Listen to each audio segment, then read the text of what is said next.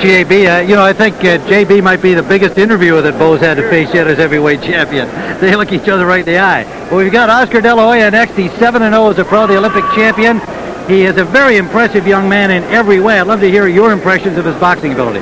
Tim, I just can't find any faults in him. I've watched a lot of tapes. He seems to be able to do everything. He can box. He can punch. He puts his punches together. He's a good, has a great strategy. Is it tragedy or strategy? It's almost not a tragedy. Strategy is what I'm saying. He just seems to know it all when he's in the ring. An intelligent young guy in the ring and out, and headed to stardom for sure. Now, tonight he's facing a guy with a style he has yet to see as a pro in his 8th fight. Troy Dorsey, a real kind of guy that gets all over you, stays on you, a little bit like Zach Padilla, but more so.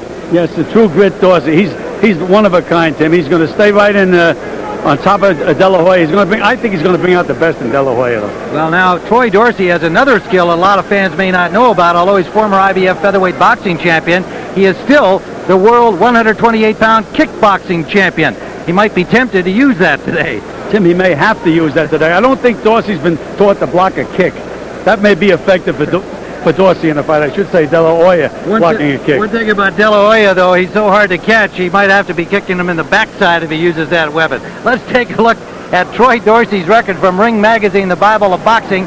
He is 30 years of age now and is just 12-7-4 because of the fact that he started out as a kickboxer and has really been a boxer only in the last several years. But he did win the IBF Featherweight Championship, and he is an experienced, mature boxer. As we said, a very busy guy who will be all over De La Hoya if Oscar gives him the opportunity. Here is the young star of the Olympic Games, the only gold medalist for the U.S. team, 7-0, unbeaten thus far, and looking like he is headed to championships in several divisions at 5'11".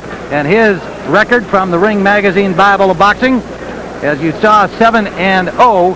De La Hoya is a guy that people are talking about now as the next Sugar Ray Leonard in terms of ability and his opportunities to roll up a lot of money and fandom all at the same time. The tale of the tape in this battle tonight, the 20-year-old De La Hoya against the 30-year-old Dorsey. The weight agreed upon for the fight, 133 pounds. De La Hoya came in a half-pound over, and Troy Dorsey made it right at 133. It is effectively a lightweight fight, scheduled for 10 rounds. Let's take a look at the tail of the tape. Again, Dorsey is by far the busier fighter. De La Hoya lands a harder percentage and harder punches. Very similar to the other fight, Tim. It is indeed. How about in the jab department? Again, Dorsey throws more jabs, doesn't land the percentage that De La Hoya does, and it's not as snappy a jab.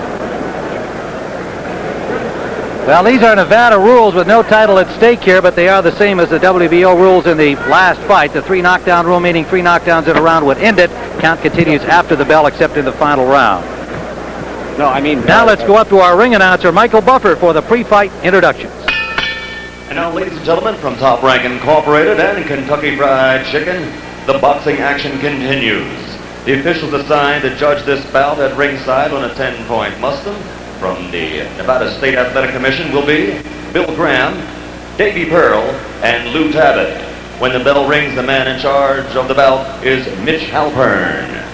And now, man your battle stations, scheduled for 10 rounds. This is in the lightweight division. Introducing first, fighting out of the blue corner, wearing the black trunks and weighing in at 133 pounds. He's from Dallas, Texas, and brings a professional record of 12 victories with 10 KOs against 7 defeats and 4 draws. He's ranked by the IBF, and he is the former IBF featherweight champion of the world, Troy Dorsey. His opponent across the ring, fighting out of the red corner, wearing the white trunks with gold letters, weighing 133 and 1/2 pounds, from Los Angeles, California, East LA to be exact. He brings an undefeated record of 7-0, 6 by KO.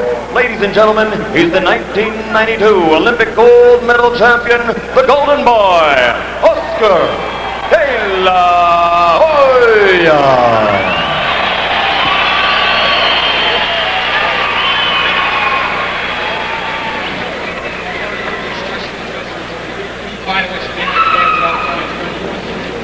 Here, I touch him up. Let's go. Come on.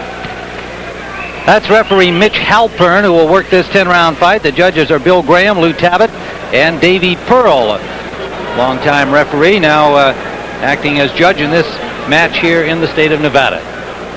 De La Hoya in the white trunks, Troy Dorsey in the black. Troy Dorsey from Fort Worth, the stable of Dave Gorman, and fights a lot like a stablemate there. Gene Hatcher, now retired, former WBA champion. A pressure guy will come in and won't quit, will throw a ton of punches and keep pressure on you, and that's what we expect to see. And he's trying to get underneath the taller De La Hoya right now. Right, he's fighting in a crab-like style, Tim. He's trying to stay very, very low. Dorsey told us that De La Hoya had not seen anybody like him thus far in his 7 pro fights, and he feels if he can get him through the first few rounds that he can win this bout. He's very respectful of the power of the young De La Hoya. For De La Hoya's part, he said this is the kind of fighter that he wanted to face, and he just rocked Dorsey with a left hand. I like that move of De La Hoya. He landed one left hook, little step to the right, and threw another one. Here we see the talent of Oscar De La Hoya, and already Dorsey is busted up. Over the right eyebrow, right on the corner of the eyebrow. Looks like a serious cut, Tim.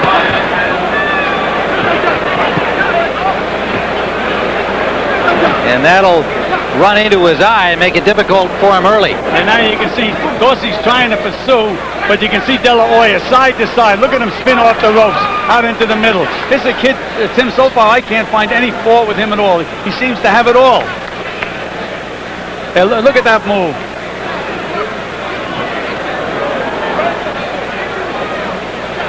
Dorsey at age 30 in his boxing wars, and no doubt in his kickboxing wars, has been through this before.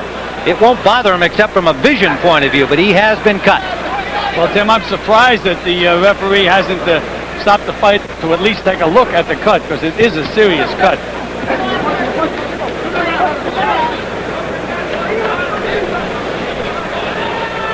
Dorsey was in a kickboxing match just about 6 weeks ago over in Paris, France, when he got the call saying he could have this fight. Tim, watch this lateral movement of Oscar De La Hoya. Beautiful, side to side, left to right. And now referee Mitch Halpern has stopped the action to have the doctor, Flip Pomansky, examine the cut. There's no vision. Only the referee here in the state of Nevada makes the decision, but of course he has the counsel of the doctors over there. I'm all right, I can go. Let him finish his round. I can go. Now you heard Flip Pomansky say, let him finish this round. And I heard Troy Dorsey say, I can go. Talk about a tough guy. He is a tough guy.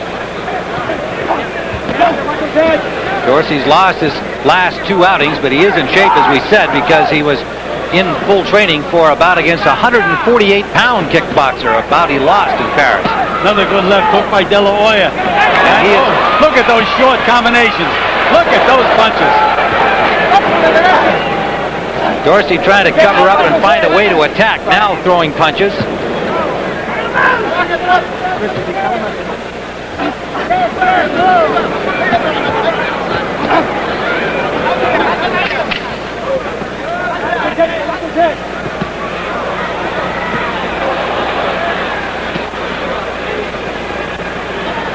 Keeping the pressure on, but De La Hoya not bothered by it at all. Well, you got to work in close. You got to get in close to him and then throw punches. You get inside. You hesitate, just let them go. Don't look for a target. You got to turn them loose. Yeah, you're not letting them flow. Go. I'm fine. You got a bad one, baby. You got to get him. You got to get him out in 1 or 2 more rounds. That's all they're gonna let us have. They ain't gonna give us much, boy. You got to. You got to get it over with this round. It ain't bothering me. Keep your eye closed while he's got that medicine in there. It ain't bothering me. Okay, take it off and let me see.